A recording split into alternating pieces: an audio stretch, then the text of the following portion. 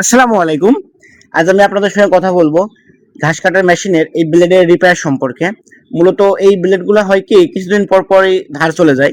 তো আমি যে মেশিনটা দেখছেন এটা আমি সেকেন্ড হ্যান্ড ক্রয় করেছি।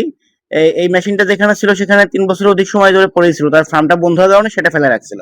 তো আমি এখান থেকে ওইটা সংগ্রহ করছি, আনার পরে দেখলাম যে কিছুদিন তো আবার ভালোই কাটলো। তারপরে ইদানিং দেখতেছি মানে ও যে পরিমাণ স্পিড ছিল সেই পরিমাণ স্পিডে যাচ্ছে না, ঘাস কাটতে সময় লাগতেছে।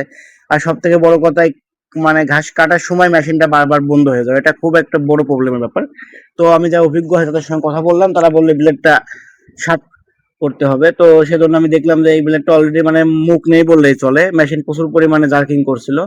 তো আমি ওইটা খুলে নিলাম এবং খুলে নিয়ে ভাবছিলাম এটা কিভাবে কি করা যায়।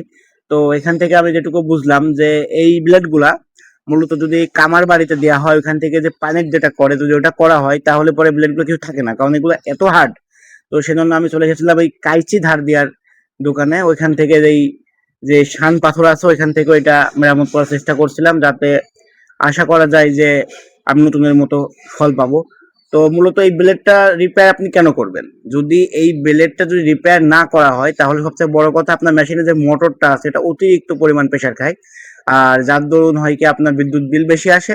আর সব থেকে বড় কথা আপনার এই সময়টা বেশি লাগে, আর যার দরুন আপনার এই লাভের থেকে ক্ষতিটা হওয়ার সম্ভাবনাই বেশি, কারণ এখানে আপনার এই একটু টাইম কস্ট হয়। তারপরে আপনার মোটরটা যদি পুড়ে যায় তাহলে পরে মনে করেন মেশিনের থেকে মনে করেন আবার বেশি কষ্ট পড়ে যাবে মোটর রিপেয়ার করতে।